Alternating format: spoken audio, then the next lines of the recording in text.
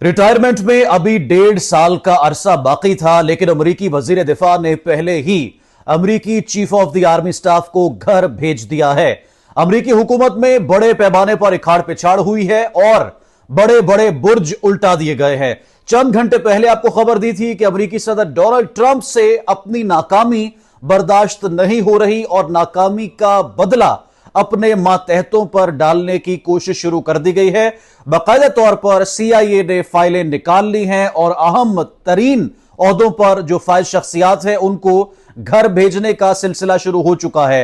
अब इंतखाब सिर्फ उन लोगों का किया जाएगा जो डोनाल्ड ट्रंप की तमाम गैर कानूनी पॉलिसियों को तस्लीम करेंगे। यह बात बिल्कुल दुरुस्त है कि जो कैंट के इस्तीफे के बाद अमेरिकी फौज से मजीद आवाजें उठी और बहुत सी बगावत हुई। अमेरिकी फौज ने अपनी कमान के अहकामात मानने से इनकार किया। शदीद खलफिशार की, बेचैनी की सूरत अमेरिकी फौज में बन चुकी थी। फौजी ईरान जाने को तैयार नहीं थे और दुबई में मौजूद जो ट्रूप्स हैं उन्होंने भी वापस जाने का ऐलान कर दिया था। शायद यह तस्वुर किया जा रहा था कि चीजें मौजूदा chief of the army staff जो कि अमेरिका के हैं उनके काबू से बाहर है, उनकी फौज उनकी बात मानने को तैयार नहीं है, वो पॉलिसी पर अमल करवाने के लायक नहीं है, इसलिए उनको जो है वो घर भेजना चाहिए। लेकिन मामलात कुछ और बताते हैं। हकायक मैंने निकाले हैं, आपके सामने रखने जा रहा हूं।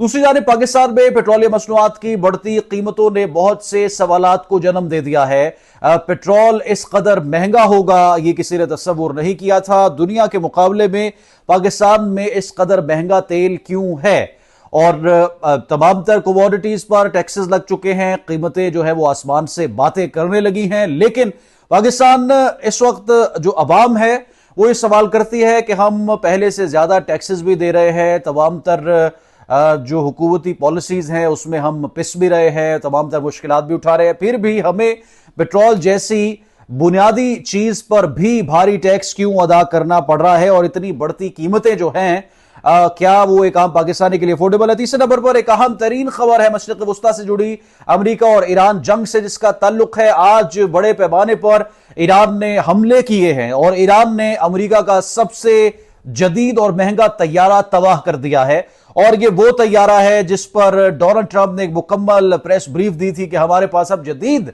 तैयारे आ चुके हैं। तमाम तर खबरें आपके सामने रखने जा रहा हूं। बिस्मिल्लाहिर्रहमानिर्रहीम, अस्सलामु अलैकुम। मेरा नाम रुखशान मीर है। अगर आप चैनल पर नए हैं तो जरूर सब्सक्राइब कीजिए। वीडियो को लाइक करने के साथ साथ कमेंट सेक्शन में अपनी कीमती राय से जरूर आगाह करें। नाजरीन, अमेरिकी अखबार ने यह दावा किया है कि ट्रंप हुकूमत में बड़ी सतह पर तब्दीलियों के आगाज के बाद मजीद बरतरफियां शुरू हो चुकी हैं। तब्दीलियों के बाद मुतअद्दिद अमेरिकी आला हुकाम परेशानी का शिकार है। अटॉर्नी जनरल पॉम बोंडी की तरफ से यह बयान सामने आया है कि मेरी बरतरफी गैर कानूनी थी और डोनाल्ड ट्रंप ने एक जाती बुग़्ज़ निकाला है जो कि ये तवक्को करते हैं कि दुनिया में हर वक्त जंग जारी रहे। काबीना में शदीद इस वक्त बेचैनी देखी जा रही है और सीनियर हुकाम अपने ओहदों से मुतल्लिक गैर यकीनी की सूरत हाल का शिकार हो चुके हैं। मजीद अहम शख्सियात को भी जल्द हटाया जा सकता है। मुमकिन तौर पर FBI डायरेक्टर काश पटेल, सेक्रेटरी आर्मी डैनियल डर्स्कल भी इस फहरिस्त में शामिल हैं जो कि CIA ने मुरतब की है और अमेरिकी वजीर मेहनत लॉरी शॉवेज डी रैमर भी इस फहरिस्त का हिस्सा हैं जिनमें अहम शख्सियात को घर भेजने की तैयारी मुकम्मल कर ली गई है। गुज़श्ता माह होमलैंड सिक्योरिटी सेक्रेटरी क्रिस्टी नोम को भी बरतरफ किया गया था और अब मजीद अहम शख्सियात की बारी आ चुकी है जो डोनाल्ड ट्रंप के तवक्कुआत और उम्मीदों पर पूरा नहीं उतर रहे। अमेरिकी वजीर जंग पेट हेगेस ने army chief of staff general Randy George को ओहदे से हटा दिया है। यह सबसे बड़ी खबर है आज की और वजीर जंग ऐसा आर्मी चीफ ऑफ स्टाफ लाना चाहते हैं जो फौज से मुतल्लिक सदर ट्रंप और खुद उनके विजन पर अमल कर सके, जहां पर जंग के लिए भेजा जाए जमीनी फौज फौरी तौर पर जो है उस मुल्क की जानिब जो है वो रवाना कर दी जाए।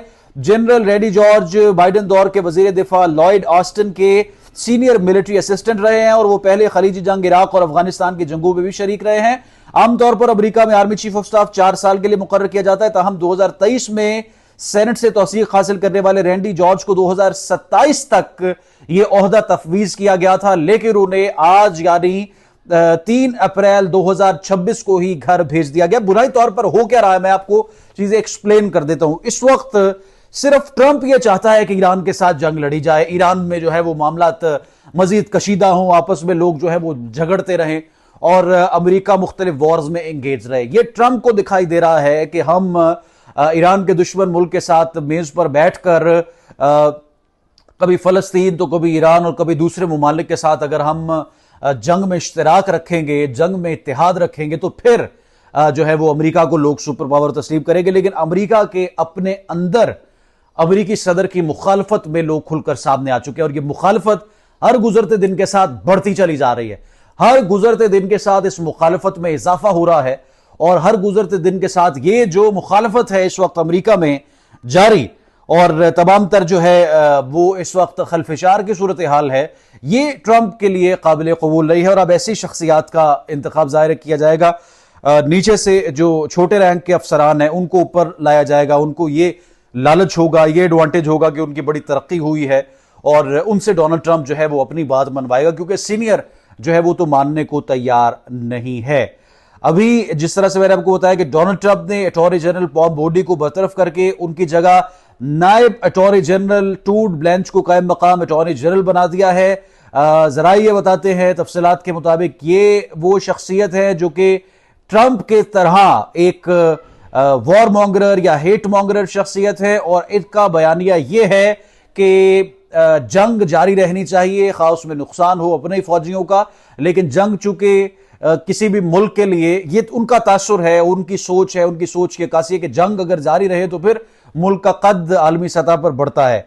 अब ईरान के खिलाफ ऑपरेशन एपेक फ्यूरी जो है उसमें जदीद तरीन ड्रोन्स और लड़ाका तैयारों के इस्तेमाल की मंजूरी जो है वो भी इसी शख्सियत की जानिब से दी गई है और ये कहा गया है कि जो सेंटकॉम है वो आने वाले चंद दिनों में ये मंजूरी दे कि ईरान के खिलाफ ऑपरेशन में जितने रिजर्व फौजी मौजूद हैं और जितना रिजर्व असलहा और जितने रिजर्व इक्विपमेंट्स मौजूद है उनको इस्तेमाल की इजाजत दी जाए और इस मरतबा ईरान पर बड़ा हमला जो है वो किया जाए। दूसरी जानिब ईरान ने इस वक्त हथियार डालने से इनकार कर दिया है और सबसे बड़ी खबर आज की यह है कि ईरान ने एक और जदीद तरीन अमरीकी लड़ाका तैयारा F-35 तबाह कर दिया है और पासदारा ने इनकलाब दे इसकी तस्दीक की है कि अमरीकी तैयारा F-35 के पायलट्स के बारे में कोई मालूमात नहीं, लेकिन तैयारा हमने मार गिराया है और तैयारे का जो है वो मलबा हमारे पास मौजूद है, उसको चाहे तो देख सकते हैं। यानी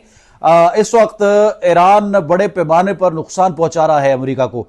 पाकिस्तान के हवाले से नाज़रीन बात करेंगे। पेट्रोल रात गए महंगा किया गया, तकरीबन ₹125 फी लीटर इजाफा किया गया, 458 रुपए कीमत है पेट्रोल की पाकिस्तान में इस वक्त और कई पेट्रोल पंप्स पर 460 रुपए फी लीटर पेट्रोल जो है वो फरोख्त किया जा रहा है।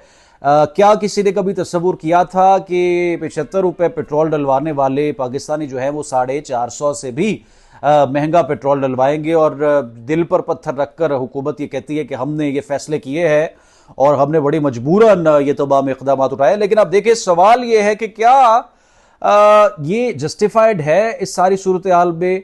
दुनिया में और कई जंग नहीं लगी, सिर्फ पाकिस्तान के लिए जंग लगी। आपने हुर्मुज़ अगर बंद हुआ है तो सिर्फ पाकिस्तान के लिए बंद हुआ है और इतना इजाफा आपने यकमुश्त किया है अवाम पर कि लोगों के लिए कैसे दफ्तर जाना, कॉलेज यूनिवर्सिटी जाना ये इतना आसान दिखाई नहीं देता। सूरत हाल बड़ी तब्दील हो रही है और ये जो सूरत हाल इस वक्त बन रही है ये वर्ल्ड पॉलिटिक्स में ये पाकिस्तान का किसी जंग से कोई इस तरह से ताल्लुक नहीं है, ना किसी वॉर से डायरेक्टली पाकिस्तान एंगेज है, लेकिन आपने हुर्मुज़ से पेट्रोल पाकिस्तान ज़रूर आलमी सतह पर कीमतों में इजाफा हुआ है, लेकिन आलमी सतह पर जो कीमतें हैं पेट्रोल की वो इतनी नहीं हैं जितनी पाकिस्तान में महंगाई कर दी गई है जनाब।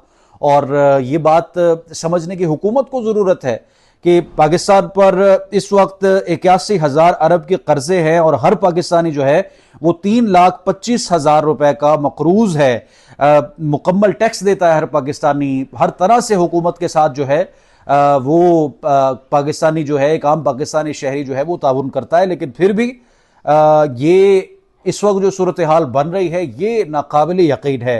एक सेनेटर सैफुल्ला अबड़ू है, उनकी जेर सदारत सेनेट की कायमा कमेटी इक्तिसादी उमूर का इजलास हुआ है, जिसमें IMF समेत बैरूनी और मकामी कर्जों का मामला जेर बहस आया है।